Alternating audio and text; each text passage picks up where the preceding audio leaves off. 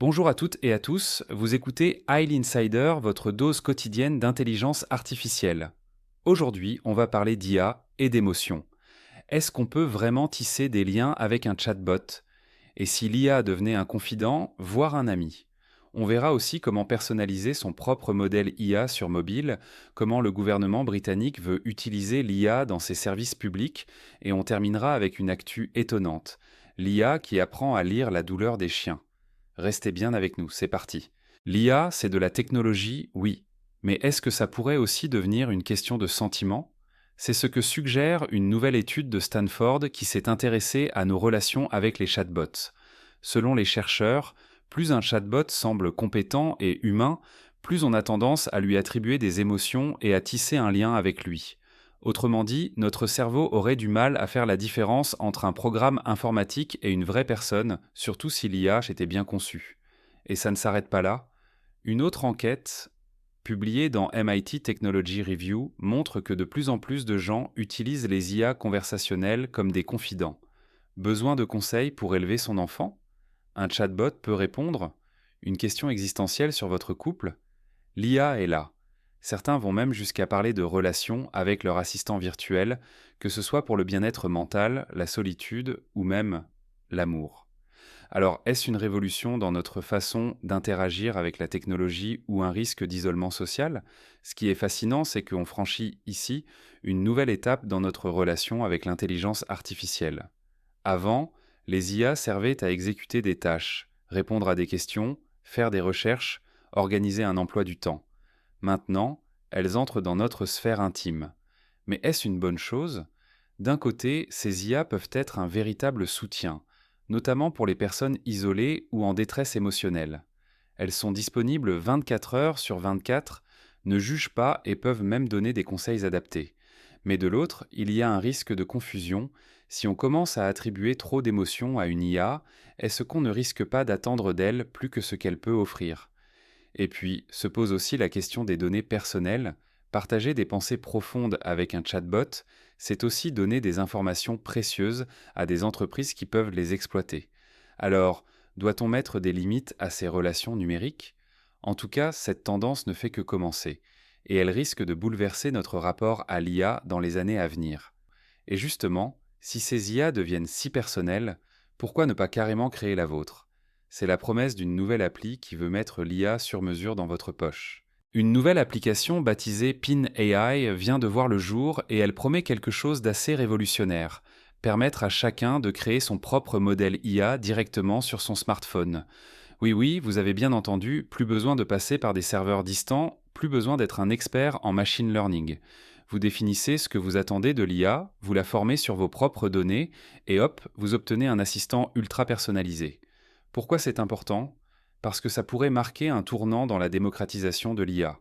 Jusqu'ici, les modèles étaient détenus par des géants comme OpenAI, Google ou Meta. Avec une IA privée et locale, chacun pourrait avoir un assistant à son image, sans forcément passer par ces grandes plateformes. Mais est-ce vraiment sans risque? L'idée d'avoir son propre modèle IA sur son smartphone, sans dépendre d'une grande entreprise, est séduisante. Plus de contrôle sur ses données, une IA qui apprend de nous et s'adapte à nos besoins, ça ressemble presque à un assistant personnel sur mesure. Mais attention, il y a un hic. Qui dit IA local dit aussi capacité de calcul limitée. Est-ce qu'un smartphone, même puissant, pourra rivaliser avec des serveurs ultra performants? Et puis, il y a la sécurité. Si tout est stocké sur le téléphone, que se passe-t-il en cas de piratage ou de vol de l'appareil? Bref, cette innovation ouvre de nouvelles perspectives, mais elle soulève aussi des questions. Reste à voir si ce modèle peut vraiment concurrencer les géants du secteur ou s'il restera un gadget pour passionnés. En parlant d'IA au service du public, le gouvernement britannique, lui, teste une toute autre approche. Après les assistants personnels, place aux chatbots administratifs.